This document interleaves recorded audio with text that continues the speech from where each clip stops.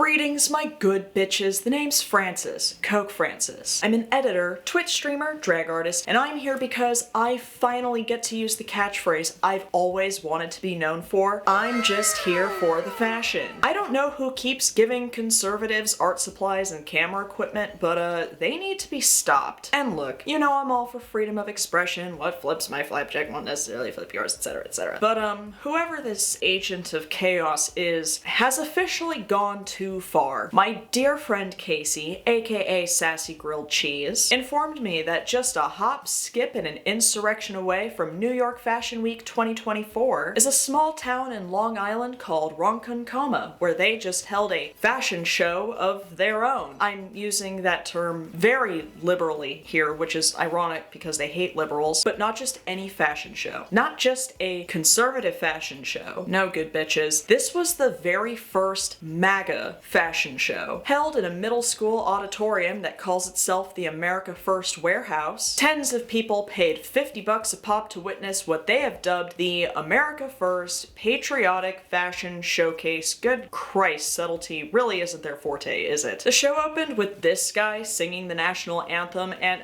okay, I guess, but I'm sorry, I thought they hated gay people. Anyway, some lady named Cindy Gross was the MC, and she assured the crowd that this show would be about fashion, not politics. There is literally no further commentary I can make on that. In addition to the fresh red, white, and blue drip inspired by arguably the tackiest flag, these fashionistas took their patriotic tour to the next level by also taking inspiration from a 34-time felon who's recently been seen on some rendezvous with the Smiling Titan. And by inspired, I mean they just plaster his name and face onto anything they sell without any kind of like creative incorporation. And some of these pieces retail for hundreds of dollars. Now, you're probably looking at this and thinking of words like how and why. You're probably wishing that you could rewind to 2 minutes ago when you didn't know that this was a thing. But for me, a drag queen on YouTube who makes a living roasting conservatives and the art they try to make, I don't think I've ever come across an event that I would be more qualified to make a video about. So please, join me as I absolutely thrive in my element today and rank every look from the America First Patriotic Fashion Showcase, which is mostly just a showcase of why these people desperately need gay friends. They could never steal my look, and they for sure can never steal my data. And that's because I am so excited to announce that this video is sponsored by Aura. In case you haven't heard, there was a massive data breach recently where hackers may have stolen the social security numbers of nearly every citizen in the entire country. Over 2.9 billion records were stolen from national public data, which provides information to employers and others when doing background checks. And there's a good chance that this hacking group released your name, your address, birthday, phone number, and social security number for free online. I actually was a victim of identity theft a few years ago, and even though I was able to get it sorted out eventually, it was a nightmare to deal with, and it took years to do so. I was constantly worried that my and my family's safety were in jeopardy, and this latest breach should have you worried, because you've never been more vulnerable online than you are right now. But thankfully, I don't have to deal with that headache ever again because I use Aura. Aura monitors your personal data, including your social security number, across billions of data points like the dark web and public court records, and will alert you in the event of potential identity theft. They'll also give you up to $5 million in identity theft insurance should the worst case scenario happen. And Aura provides a bunch of other features to keep you safe online, all inside one app. You can use my special link aura.com/QueenCokeFrancis to try 14 days free, which is enough time for Aura to find out if any of your personal data has been exposed. National public data is unlikely to do anything to help the victims of this breach, and they probably won't even face repercussions for this leak. We sure do live in a strange timeline. I'm not leaving myself or my family vulnerable to data breaches, and if you don't want to either, head to aura.com/QueenCokeFrancis to try 2 weeks for free. And with that, back to our regularly scheduled programming.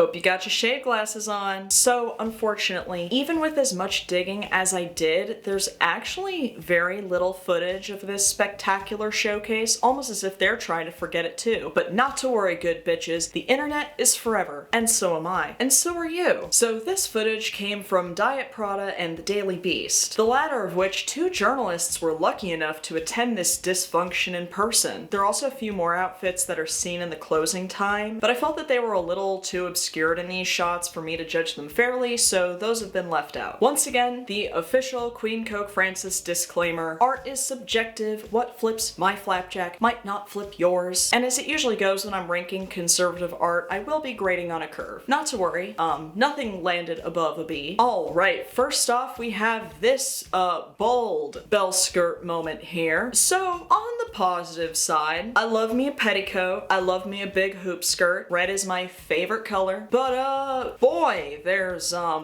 lot going on here. The garish stars and stripes aren't even the biggest offenders here. What bothers me the most is the amount of text and the contrasting fonts. And then this designer had decided that that subliminal messaging wasn't enough, so they felt the need to copy paste that one stupid picture. And of course, the designer didn't want us to forget what year it was, so they tried squeezing in 2024 underneath. It's giving running out of room on a happy birthday sign. Absolutely dreadful, but nowhere near the worst we'll see today. So we're gonna kick off this tier list with a low C. Next up, oh god, what a tragedy. Had they not ruined this with this horrendously placed text? While a bit dated, this gown is actually very elegant and fits this model quite nicely. And of course they had to ruin this lovely cover-up as well with that same dumb picture. It's totally not a cult, guys. Definitely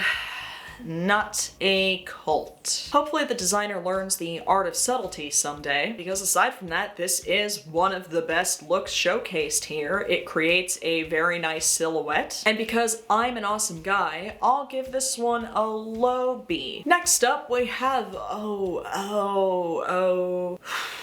okay.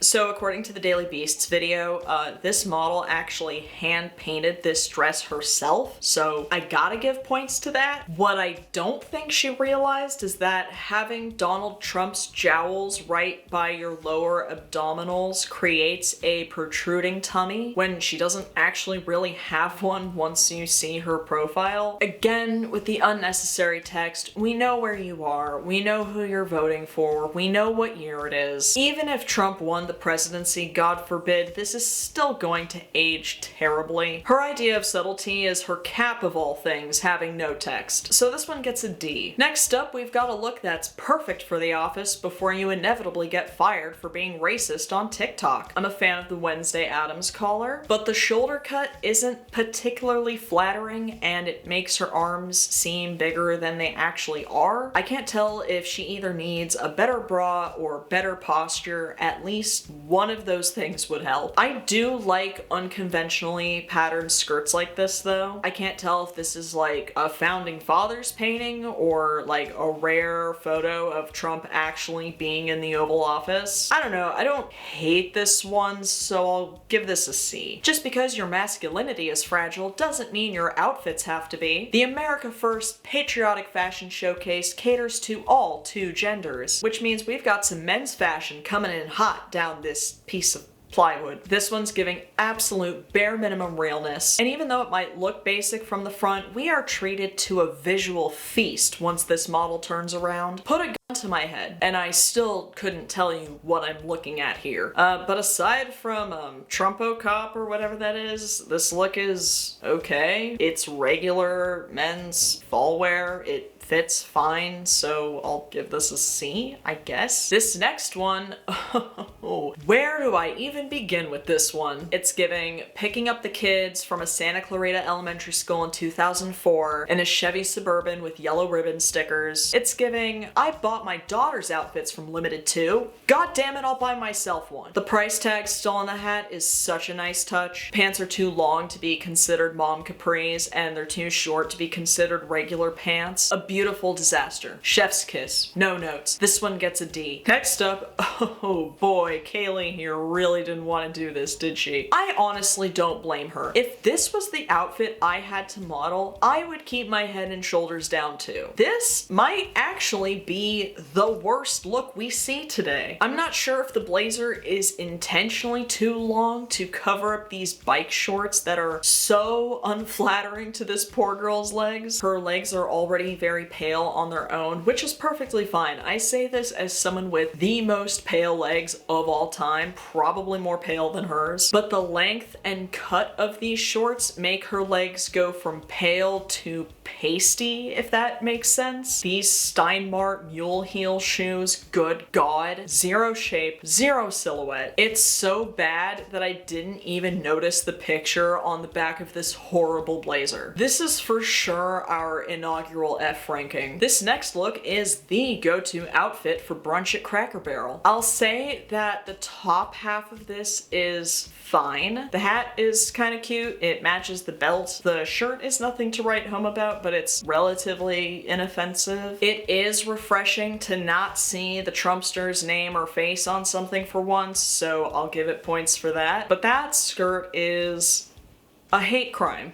Not just that it contrasts horribly with the shirt, the pattern itself is awful. The third split in the front makes it flow like a stiff bed sheet. These booties that want to be saddle shoes, but they can't be because this woman is probably in her 30s and therefore can be nowhere near saddle shoes. Christ, the people who tell me I'm tearing the moral fabric of society clearly know nothing about fabric. So this gets a D. Okay, next up, oh look, she's got a little prop with her. This outfit is extremely basic. I'm not super crazy about this top, but I will say that I do like this champagne pink color, and it does fit this model very nicely. She's definitely got the runway model look and build to her, so maybe if she leaves the cult someday and learns to walk in heels, she might have a shot at the real deal. If these leggings were just a plain black and not this weird gunmetal gray, this could actually be a pretty classy look, so I'll give this one a high C. Next up, we got a little Halloween-y Kamala Harris blazer moment going on here. A trend you'll notice a lot in this video is that these MAGAnistas love to stick feathers on their clothes and call it fashion. Macaroni is delicious. We're not dragging her into this. I have absolutely no idea what's going on here in the middle, but the overall cut of the blazer is decent, and I do like her shoes. The little bird poops all over it really amp up that camp factor, which I appreciate as a drag queen, but I'm so confused because I thought these people hated drag shows. Anyway, I'll give this a C. Alright, next up, okay, come through, Ice Spice. As awful as this outfit is all around, this model's really feeling her oats here. You know you're truly a good model if you can make even the ugliest garment look like $1,000,000. By no means does this outfit look like it's more than $20, but she's really selling it here. Even though absolutely nothing about it matches or flows. She's even got her little tiara on because she is truly feeling like a queen today. She's also one of the few models that actually bothered to accessorize. So even though this overall look is so bad that I actually have no words for it, I'm gonna give it a low C because I like her spirit. We've got another men's look here. Okay, someone please tell me that MAGA hasn't like appropriated flowers or something, because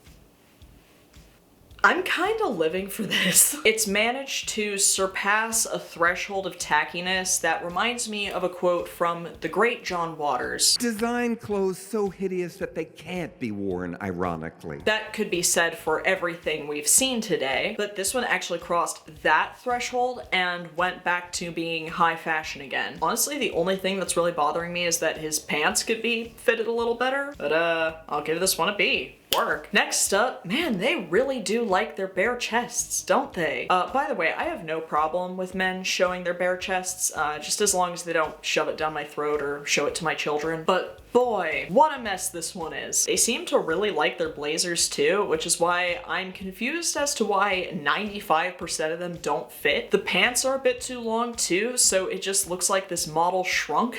I will also say, and this might be controversial, I am not a fan of fringe at all. I don't care what the context is. So this one gets a D. This next one, this guy is just happy to be included. Look at him. It's giving Frank Reynolds when he held that child beauty pageant. Again, so many of these designers just cannot be bothered to actually make a patterned fabric, so they just slapdash super glue whatever they can find on sale at Michael's. This definitely not someone's dad. Looks like he got stuck on a conveyor belt in a gift bow factory. But just look at how he works it. And just for that, we're gonna give this one a D. Next up, a perfect example of why these people really need gay friends. Apparently this designer hasn't figured out that you don't actually have to put all of your pieces on one person. You can actually totally use more than one model. We've got this little glittery Napoleon moment up here, and even more feathers sprouting out of her shoulders on this blazer that shouldn't even be on her in the first place. Like, it's a really good thing they had that flower jacket, because otherwise the extension of their creativity does not go past like gluing feathers in nonsensical areas. This black ribbon is also completely unnecessary, but the dress on its own is quite nice, actually. From what we can see, that isn't covered up by this stupid blazer. If they could just quit bitching about how icky they think gay sex is, this look could have ate. Oh well, this gets a C. Even with how ridiculous and tacky this whole charade is, you cannot convince me that this guy was actually asked to model something. He is dressed in what are absolutely the clothes he wore to the event. His nicer ones though. The ones he'd wear to his sister's funeral, where he'd remark on how his niece is blossoming into a young woman. He is the racist uncle that unites almost every American on the last Thursday of November. F for the F pile. Sorry, little buddy. Next up, oh look, we got Miss Ice Spice again. And she's looking even worse than before, good god. Clearly this designer graduated from feathers and went straight to construction paper. These might be the worst long pants we've seen so far. She's wearing the same shoes from the other look. What else? Oh yeah, apparently these clutches sell for $200. This thing is still feeling her oats here, but the charm has faded. Oh, how the mighty fall into the F pile. This next look is an example of the ones I mentioned earlier where there wasn't really enough footage of it for me to judge it fairly, but girl, I had to include this for obvious reasons. I have no idea what it looks like in the front, but would that actually change anything? Staying true to their dear leader's habit of looking at blinding objects, this sea of sequins reads, Swifties for Trump. It's like when your mom and dad fight, but you still love them both. But this abomination is nowhere near the worst part of this. No amount of sequins can distract me from these hideous sweatpants and scuffed sneakers. Also, according to the Beast, this was the only outfit of the night to get booed. Even a broken clock is right twice a day. They know an F when they see one. Next up, my god, y'all. These two divas, holding hands together, walking perfectly in unison. It's like when the internet rightfully shipped the Bimbo and the Nerd Girl from that weird fish cartoon. Are either of these high fashion? No, not by any stretch of the imagination. Nothing we've seen is. That said, these outfits do work. The one on the left is a bit tacky, but that's only because red, white, and blue together are tacky. But it's coordinated, it fits her pretty well. Our butch queen on the right is looking pretty dapper herself. Colors are coordinated, suit fits her nicely. Just precious. Even though they're voting for the leopards eating people's faces party, I'm gonna give these divas a B. We've got some more soccer mom realness served up with this next look. It's basically just a slightly elevated version of the Swifties for Trump look. This model at least had the decency to wear real pants and a nice pair of pumps. I take back what I said about feathers being the only extension of their creativity, because they really love their sequins too. And so do I, clearly. That's about it though. Really, queens? No rhinestones? Lace? Ribbons? Chains? I can't believe nobody here used chains to accessorize looks inspired by a 34-time felon. Anyway, if my mom had picked me up from school in this little number, I would have Persona 3'd myself. This one gets a D. Here's our final men's look of the night, and I challenge you, my good bitches, to find one aspect of this outfit that works. I take back what I said earlier again. They're now incorporating string and even more of these shoulder feathers. Oh my God. There are 7 garments present here and not one of them matches the other. Thankfully, I was too distracted by this knot beard that he airbrushed onto his face. This outfit at least fits his body, but that won't stop me from giving it an F. Alright, we are on to our final look from the America First Patriotic Fashion Showcase. Good Christ, that's a mouthful even Lindsey Graham couldn't handle. We've got this pink work jumpsuit, and I will say that I do like the color. On the back it says kill the messenger. I don't know, is this a new code phrase that the right likes to use nowadays? Conceptually, it's okay, and it's really cute how Republicans still think that you could be punk and conservative because you can't. But the application here is far too sloppy for a fashion showcase. It fits fine from the waist up. I guess they forgot to do that for the bottom half. These ugly ass sneakers make it even worse, but they at least match the undershirt. So with that, our final look at the hottest ticket in Ronkonkoma, Long Island, New York gets a D.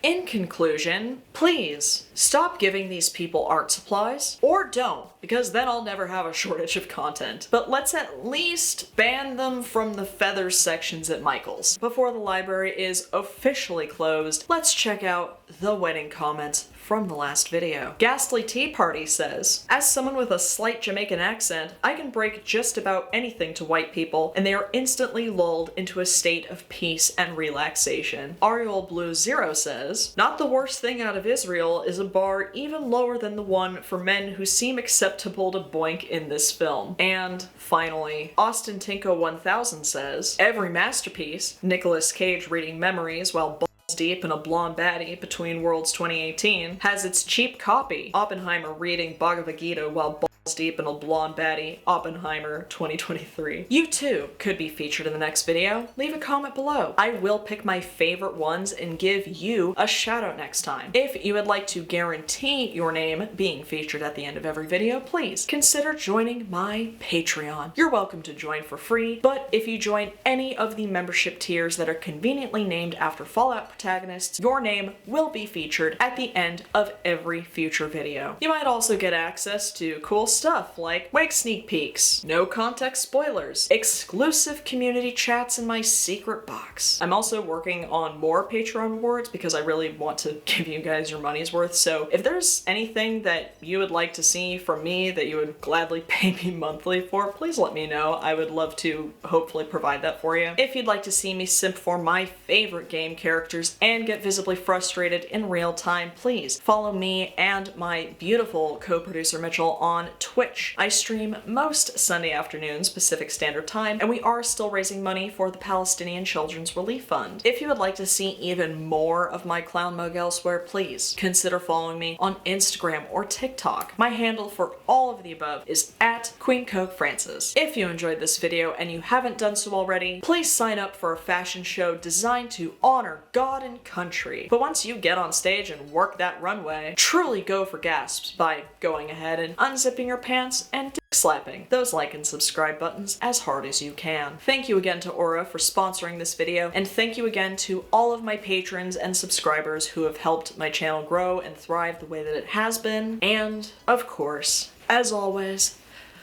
until next time.